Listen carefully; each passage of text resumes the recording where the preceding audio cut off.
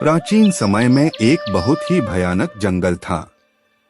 उसी जंगल में बहुत से भयानक जानवर भी रहा करते थे, जो अपना पेट पालने के लिए किसी भी जानवर को मारकर खा जाया करते थे। इसी जंगल के एक पेड़ पर एक तोता और एक मैना रहा करते थे। तोता बहुत ही आलसी किस्म का था, जो दिन भर पेड़ में ही पड़ा रहता था, और उसी पेड़ में एक मैना भी रहती थी, जो तोते का उल्टा थी। मैना को आलसी बिल्कुल पसंद नहीं थे।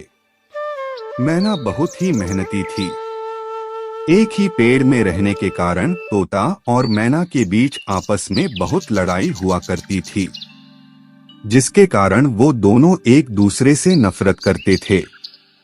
कई दिनों तक दोनों में बातचीत तक नहीं हुई, लेकिन धीरे धीरे समय बीतता गया और दोनों के बीच में बोलचाल शुरू हो गई। देखते ही देखते तोता और मैना के बीच गहरी मित्रता हो गई थी।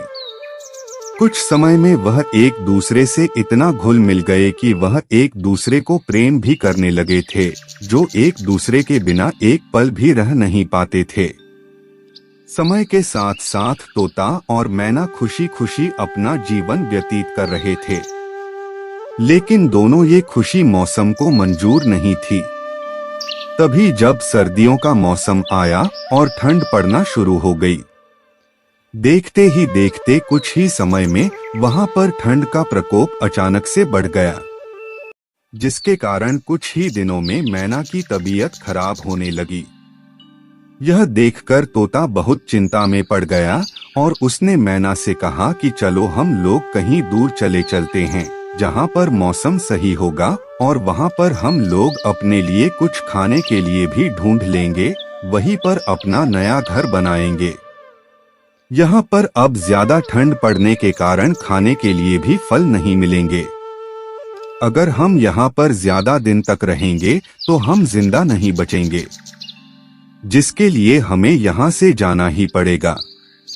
लेकिन मैना की ज्यादा तबीयत बिगड़ जाने के कारण वह तोता के साथ जाने से मना कर देती है, जिसके बाद तोता मैना से कहता है, ठीक है, जब तक तुम ठीक नहीं हो जाती हो हम यहीं पर रहेंगे, लेकिन हमको यहाँ पर खाने के लिए कुछ नहीं मिलेगा, जिसके लिए मुझे ही अकेले जाना पड़ेगा और कुछ खाने पीने के लिए फल की व्यवस्था करनी पड़ेगी।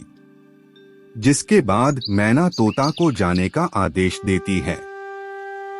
मैना की बात सुनकर तुरंत उड़कर चला जाता है और कुछ दूर जाने पर उसको आसपास कुछ नहीं दिखाई देता है, जिसके बाद वह थोड़ा और आगे चला जाता है, लेकिन फिर भी तोते को कुछ नजर नहीं आता है, जिसके बाद में इधर उधर भटकते हुए काफी दूर निकल जाता है।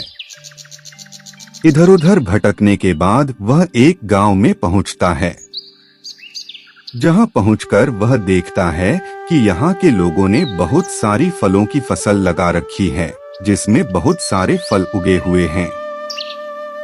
दोस्तों, आगे का पाठ दूसरी नेक्स्ट वीडियो में दिखाएंगे, तब तक के लिए बाय।